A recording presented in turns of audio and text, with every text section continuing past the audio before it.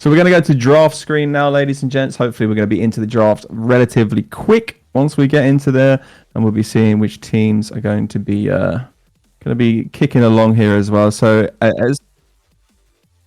so long as we have this correctly set up here, guys, it is going to be Wendy's Bacon Pretzel Pub Cheeseburger, which I might sounds absolutely delicious. Wouldn't mind that right now. And that is going to be versus Murktavia. Murktavia. How you doing, Mr. Fish? First time on an actual cast, man. I am having a great time. I gotta figure out how to set myself up here, so I'm not in the center of my frame. I don't know where I'm going, but a little bit to the left, a little bit to the. The worst thing is you'll go one way and it'll be the wrong way. You know I know. You go back the other way, it won't work either. That's Sod's law of that, isn't it? Sod's law of that. Despite that, though, let's try to focus on the team. I don't even know who these teams are. Merc, I know. We might have our first showing from North America here, which I'm really looking forward to, because I know that Europe's been pulling out some stuff, right? Like this is an international tournament, right? And one of the best parts about that, really, is that you get to see, you get to see the different takes on the meta. I think that's one of those fun parts for me. No, I know that. I've heard, EU likes Ruckus a bit more, NA likes Rom a bit more. We talked a lot about Rom, but it's like, who's actually going to pull it out? Yeah, Rom is definitely coming up on the EU side of things as well. I started dabbling a little bit in ranked again recently, and that's what chat kept saying to me as well. Learn Rom, you just get free wins, apparently. Apparently he is he's the big boy at the moment that you want to be learning if you want to get some good wins. But I completely agree with you with the differences between EU and NA, because it is something that's just always so consistently, there's always a big difference. Like I don't know that there's ever been a time when both metas have really aligned to the same degree. Why do you think that is mostly? Honestly, I think he's kind of just been playing the game more, man. I think there's a lot of really solid players in EU who have been playing, I think, and I say this as someone who's from NA, so this hurts me a little bit, but I think EU's figured it out a bit more. I think you can kind of say that with Rom, right? Like, NA is super prowling the Rom. Like, where did Triple Tank come from?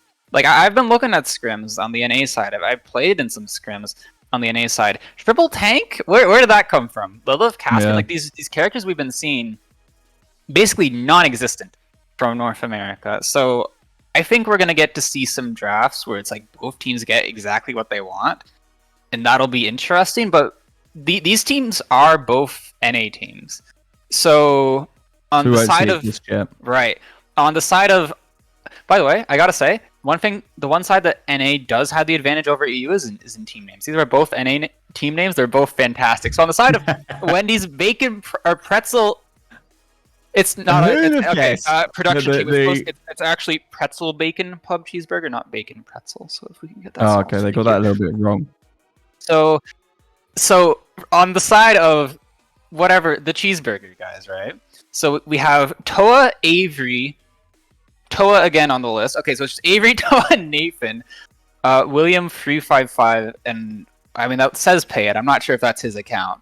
And on the side of Murktavia, we obviously have the one and only Murk, the premier NA controller player.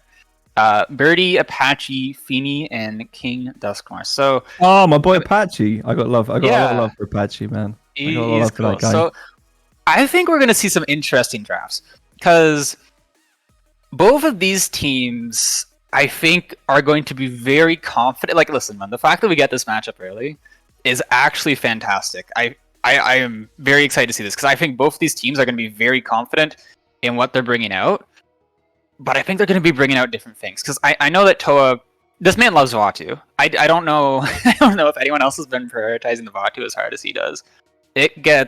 I would not be surprised to see it like target ban versus them. But I mean, Apache, they've been pulling out some weird stuff.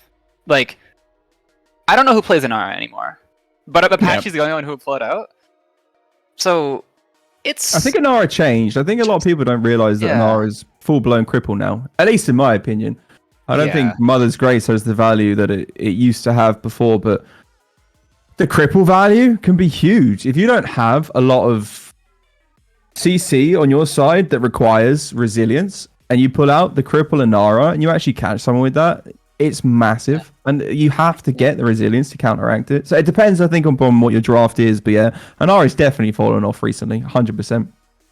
Yeah, it's interesting, right? Because you look at what's getting played, and it's like, well, what are you gonna cripple? Because Azan's not a bad matchup. Rom you can cripple his dash, then he's just gonna headshot you and heal his entire team though. So I don't really know how much value that is. But listen, man, if they can pull it out, and actually get some value out of it, I think it'd be really interesting. But Inara into the realm, as you say there, it's almost like who's trapped there. You know, when the realm starts hitting the headshot, especially, I don't know whether there are some controller players on these teams, especially if you've got a controller player on the realm, those headshots are going to be pretty consistent. It's scary, man. I mean, listen, the team's name is Murktavia for a reason. They're good. Listen, like what's up with controller players and just naming their teams after? Like we had, who was it? Give Victor to Monarch. I remember this one, yeah. And now we've got Murktavia. What is it with these? Is this an ego thing? Is this them? Like, what is this? Is this marking their territory? Like, I don't get it, man. What is this? Maybe it's mind games, though. Maybe they're like trying to force a ban on something that really they don't care about. That'd be the 200 IQ play, right? Yeah, because Merc he's taking a break. He's back now, but like, has he played Octavia? Does he know what the character does? I mean, she got nerfed quite a bit as well. The bubble got nerfed quite significantly, and I've not seen her that much since the nerf either. I've certainly not been playing it since the nerf because I only play things that are disgustingly broken to feed my ego. You know what I mean? Good idea. Just to make myself feel a little bit better. Yeah, exactly. It feels good. You need those numbers. You need those big numbers to make yourself feel better. When nothing else goes right in life, you pick Androxus, you click some heads, you feel good about yourself again. It feels good. That's why I play Ying every game. Oh yeah, Ying man. Ying's pretty good now as well. After the buff to her cooldowns, Ying's healing output it got a lot better. I'm honestly been surprised that we haven't been seeing her as much because it's been a lot of like.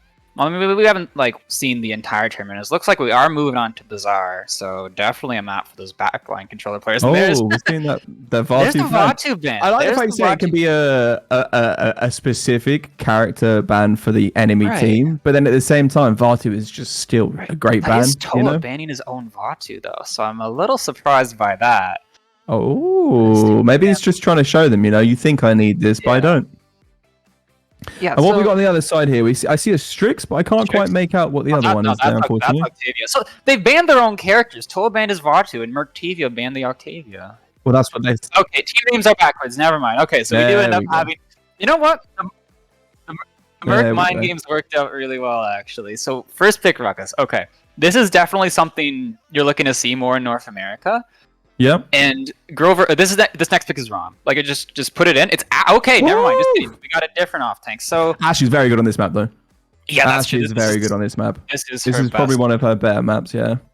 All right. So, I mean, at this point, it's like, again, the Rom is open, and it's pretty good. A Ruckus realm though, is that something you're comfortable to take? It's just the sheer amount of pressure that allows you to zone out significantly and then you capture the point rather than having that point cap pressure from the tank itself. There's like a gentleman's agreement in North America that if you get Rom Ruckus, you just cancel the lobby and you go to the next game.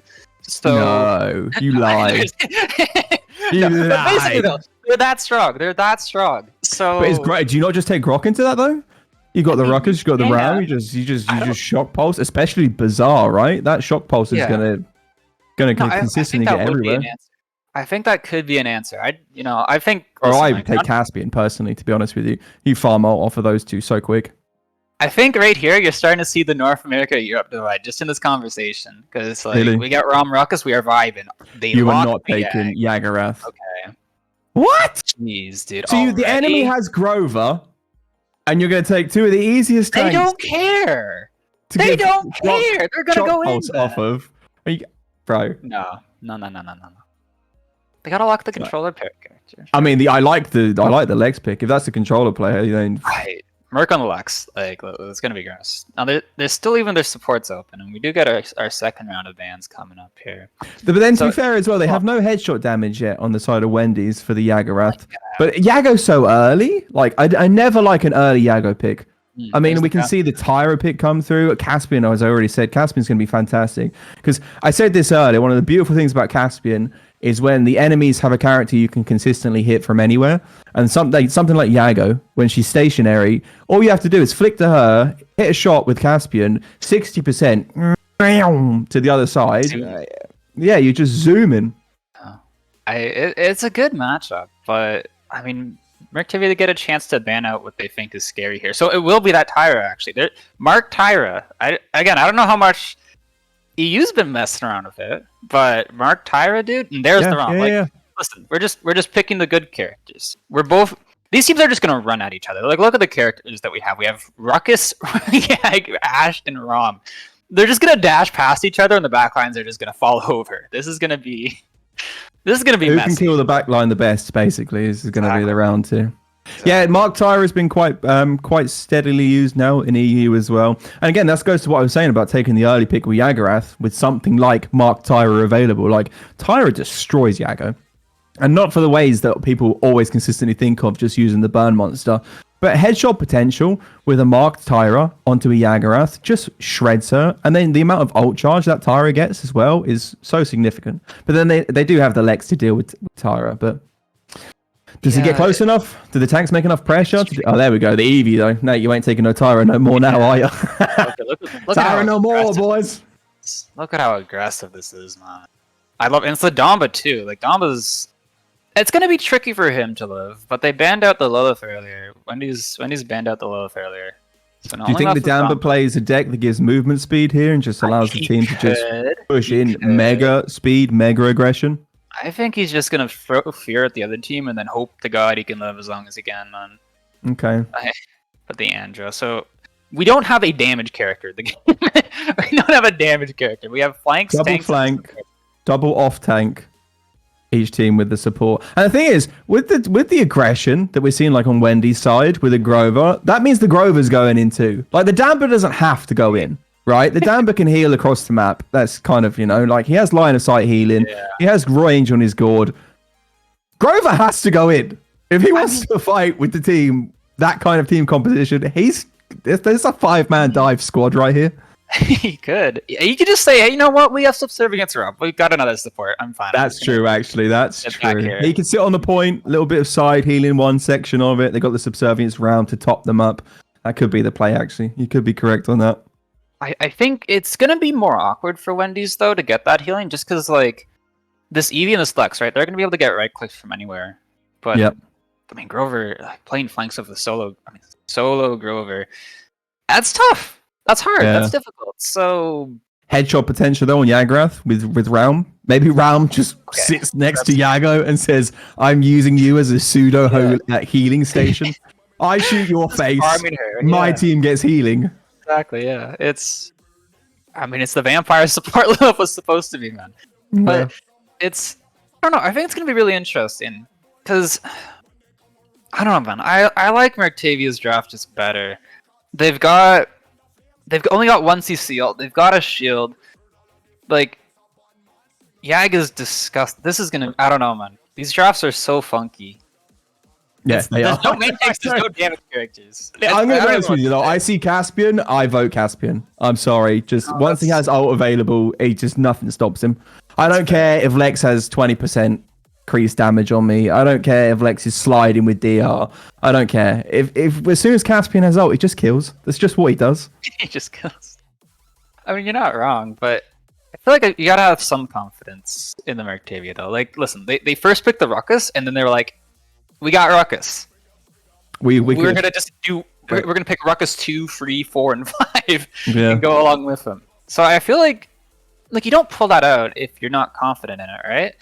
No, so it's like this Grover's KD is. I'm so sorry. Like, who's the support on their team?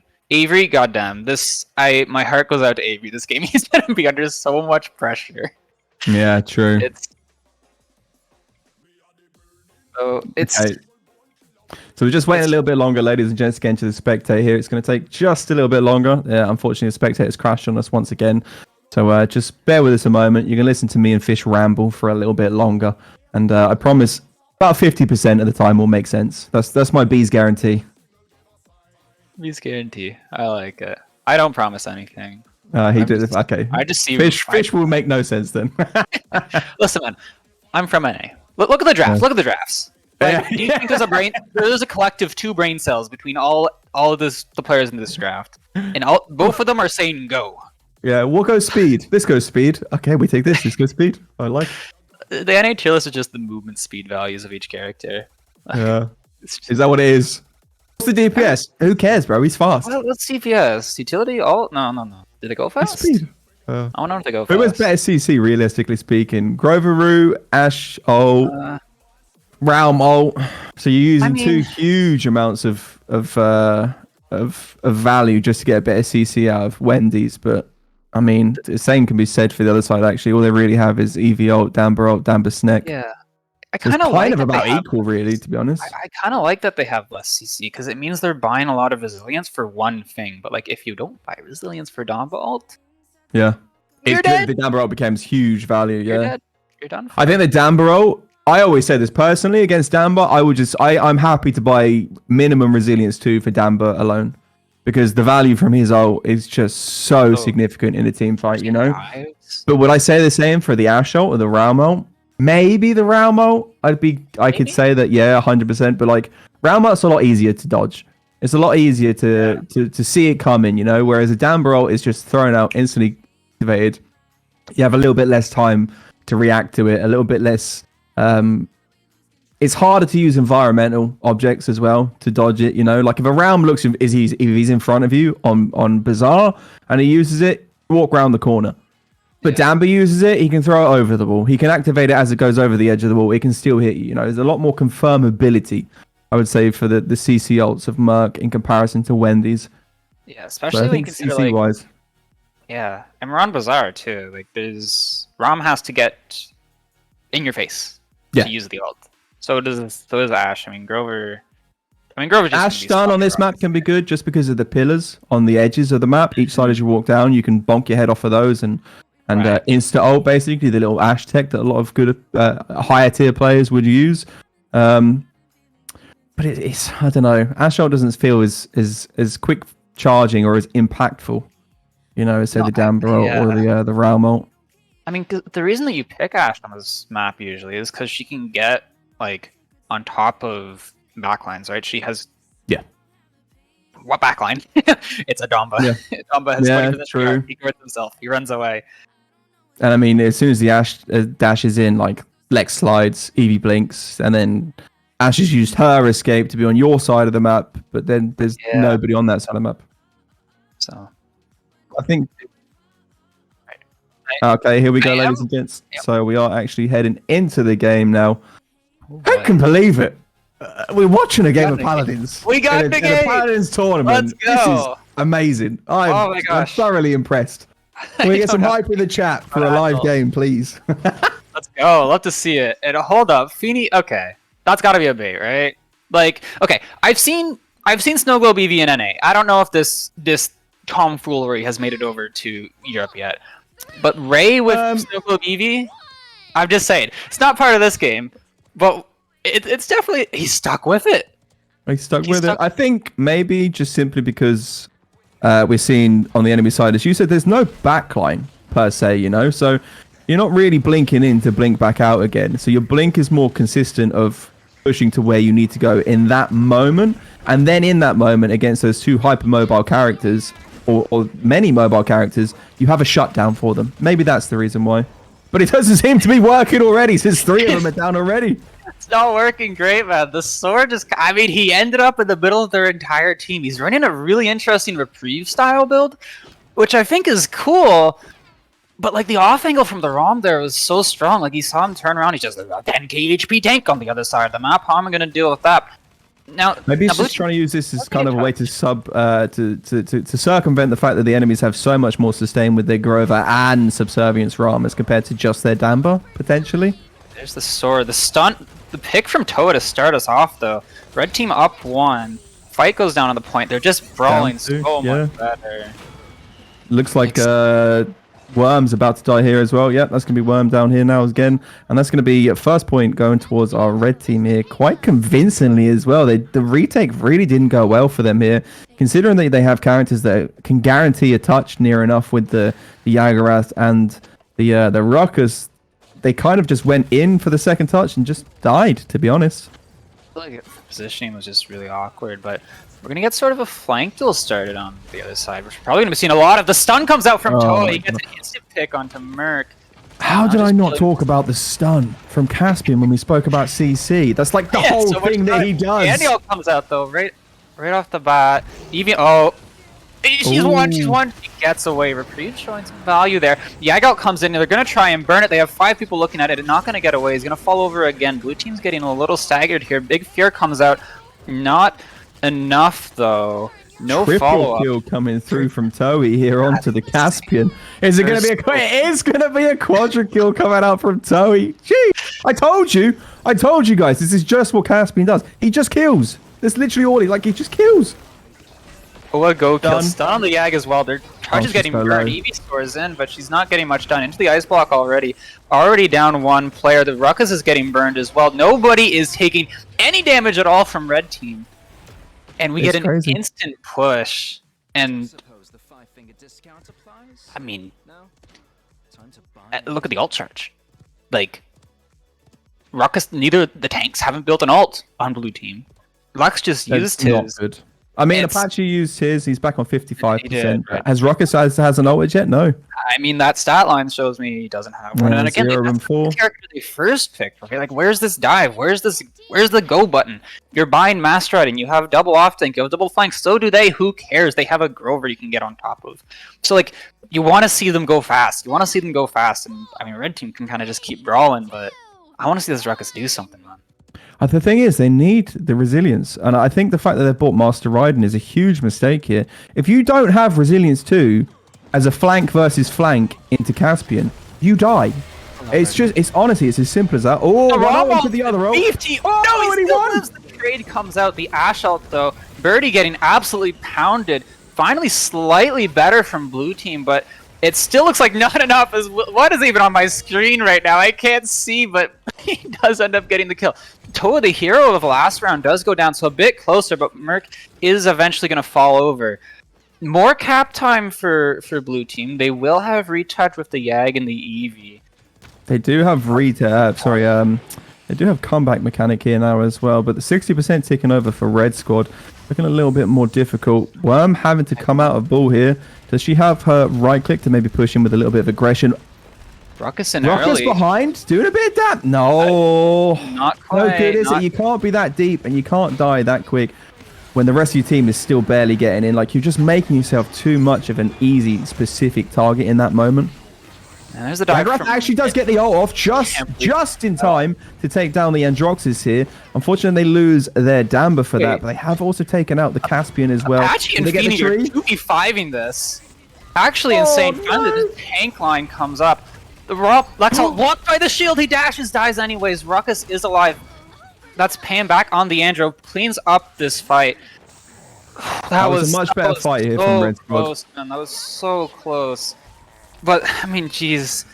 Wendy's pretzel bacon pub cheeseburger I like these names. Will eventually get the kill. Now, it's starting to get better. It's starting to get better. Already, the poke fight, we're not even giving him a chance. The Fear comes out. They're looking to collapse onto this right side. They will collapse. The Eevee ult as well. It's just a trade, though. Toa is just trying to escape to the backline. Gets cleaned up. Everyone is so low. The Damba does go down. We're in a 3v3 right now. The Ruckus in the backline, though. Respawns are going to be better from blue team. But he can't find him around the pillar. Amy's giving him the No way. The trouble is in that situation as well with the Ruckus, as soon as that dash comes online for the Grover, the Ruckus is never catching him again. As long as you have a significant Vine Tech that you use to actually get some distance, what's the Ruckus going to do? Triple dash into the backline even further to try and chase him? I mean, he already died already from that engagement. Again, a bit too far pushed out for the Ruckus, I think. It looked great, it looked advantageous, take out the healer, but I don't think he had a real chance to get him there, to be honest. Team setting up for the dive. Blue team's going to flip the map. Already some shots coming in. Finally, the Ruckus gets value. They're low. The Yag ult gets it off, and that's going to be the fight for blue team there. So they're going to clean up. It took them I mean, 1.5 ults. You gotta remember, this is Snow Globe Eevee. As Avery... Is he gonna get out of this? He's got heal. He's got ult. Okay, he did his best. He's certainly gonna try. I mean, listen. The That's got the mark. Who's he got marked here? Is it Caspian? Caspian there. It is Caspian. I'd like to see him keep that on the Caspian. I'd like to see him keep eye on the Caspian here. Make sure that Caspian doesn't get behind. The trouble is, once the Caspian does get into your backline and start shredding through, it's very easy for him to at least get 1 to 2 picks before he's forced back out again. And I think personally with Caspian, I don't even think there's much wrong with going in and just kind of playing him in that ruckus role of dive, get kill, die, master riding, repeat. Because you can often pick up more than 1 to 2 picks with Caspian before you get taken out. Right, but he doesn't and eventually get taken out. The full hold from blue team not really going to work out so well. At this point, you have Ruckus and Luxalt versus the Caspian and Romalt. And I mean, honestly, I'm kind of favoring red team here. We're going to go into overtime. Bit of poking around the back. Ruckus pops shield, goes in. The Eevee soars in with him. The dive fast. We're going to look to trade backlines. Overtime is going to happen. Yag in the backline, 1 HP, traded out. Luxalt, though, is going to find one. Merc is so low. This is so scrappy, but they have fear. They have fear. They're not going to pop it. They're not going to pop it. Eevee can't goes do down anything early. The Grover ult to stall. Yag is going to be back soon with ult, but I don't know if she even has touched. No cripple. Is alive. It pops into Harden. Doesn't have the ult. Dies at 97. Ruckus is here. No ult for him as well either. And oh my god, red team is going to pull out the 4-0. I really wish we could see the stats on the end of that one. Unfortunately, I don't believe we can anymore. But just the pressure that they could put out with the characters that they had was absolutely unbelievable. And as I said earlier, the Caspian, man, the Caspian just does absolute work. And it doesn't even just have to be the Caspian, because they have that Androxus as well. Like, it's so strong to have those two characters on the same team. The damage output that you're putting on, they don't have a damage character, but the damage output they're still putting on, especially with the headshot damage from Androxus onto characters like Yagarath. Like, do you need a damage character when your Androxus can so consistently headshot the enemy tanks with the Ruckus and the Yagarath and put out that damage by himself already with a Caspian running around in the backline too? Yeah. Quite clearly not. What was going on, right? Is that the Caspian was like in the other team's backline, the Andro was basically peeling for the Ruckus the entire game. Like, you saw it at the end, right? Like, Ruckus tried to come around through the gate there, and he just got matched by the Andy every time. And that kind of slowed them down. It only worked when Murktavia really over ulted almost. Yeah. So I think that was definitely some NA Ooga Booga type stuff going on, and I like that. I'm a big fan. But NA Ooga Booga, love it, love it. Yeah. But I think you had both teams sort of going for the same comp. And I think the Cheeseburger team, I think they kind of got the better end of that. I don't know. Yag was awkward. The Grover worked out. Listen, man. I just personally, I don't think Yag is very good anymore. Anyway, there are circumstances where she does work, but she needs to be able to basically hide up around corners and just consistently poke and spit around corners that she's not really taking damage from. But when you're playing into double flanks, especially one like Androxus on Bazaar, where does Yag sit that she's never not vulnerable to take damage from that Androxus? Nowhere, because he just dashes once into the air and he has angle on you and basically the entire map. Yeah, it's really hard that's such a tough matchup, though, because that sort of draft is like what both teams want, like Rom Grover for Wendy's, and like Yag. And like, listen, you don't pick Snow Globe Reprieve Eevee if you haven't been playing that again. Practice in it, yeah. This is what Murktavia I think the Caspian just worked better off as the aggressive flank, and the Andro just worked perfectly, almost more as like the anti-flank. Yeah. You know, like they try push in, you got to face an Androxus. He has his reversal up. You've pushed into the enemy backline. The Grover gives him a heal. The Andro pops reversal.